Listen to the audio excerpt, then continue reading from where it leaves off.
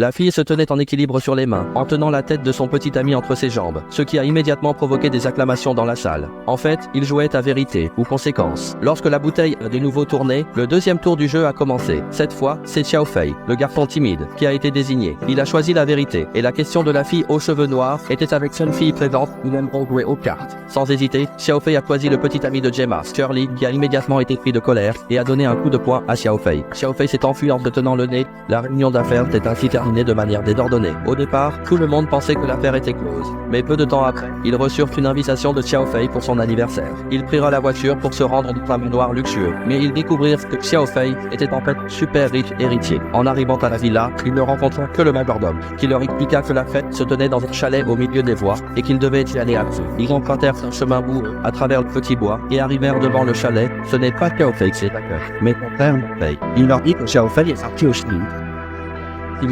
Voilà, que son vol a été mal programmé et qu'il ne pourra pas revenir, mais qu'il s'occupera bien d'eux, avec de bons vins et de la bonne nourriture à disposition. Les amis acceptent naturellement de rester. Ils ne se doutent pas que ce sera la décision qu'ils regretteront le plus dans leur vie. Rapidement, ils commencent à jouer à vérité ou conséquence. Les deux premières manches se déroulent normalement, mais dès le début de la troisième manche, Da Fei a directement tourné la bouteille vers lui, puis a choisi la vérité. Cependant, sa vérité a glacé le sang des personnes présentes. Il a dit que Xiao Fei n'était pas du tout au Chili. Juste ici, à partir de cette... Il s'est levé, et derrière lui se tenait une arme à feu. En réalité, il avait trompé les 5 personnes, parce qu'il avait trouvé une carte dans la poche de Xiao Fei. Il était évident que c'était la clé des raisons du suicide de son petit frère. La carte portait cette phrase, vérité ou conséquence. La personne qui a envoyé cette carte à Xiao Fei est l'indécis.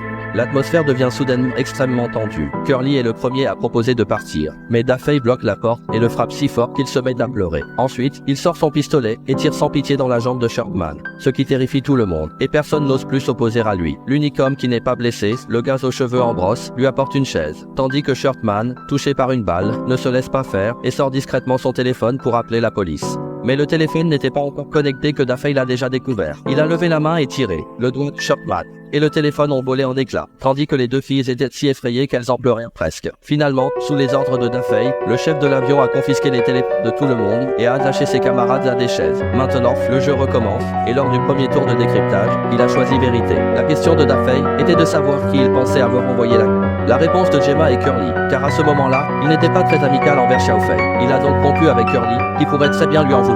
Lors du deuxième tour, Curly a été choisi, et il a opté pour un défi. Da Fei a fait entrer dans la pièce un petit chariot sur lequel il a plongé Gemma. Puis il a sorti un tuyau qu'il a mis dans sa bouche, l'autre extrémité du tuyau étant connectée à 2 bouteilles en verre contenant respectivement de l'eau du robinet et de l'acide sulfurique. Le choix de Curly détermine directement la vie ou la mort de Gemma. Dans un moment de panique, Curly a choisi le côté gauche de Da Fei, a actionné l'interrupteur, et un liquide transparent a coulé. Heureusement, c'était de l'eau du robinet, et Gemma a échappé à un danger. Ensuite, le jeu a continué, et cette fois, le goulot de la bouteille pointait vers Da Fei lui-même. Il a choisi vérité, et Gemma lui a demandé pourquoi il avait choisi les 5. Félix, c'est mauvais. 5 pas rayés. De vos visages, la bouteille tourne à nouveau cette fois,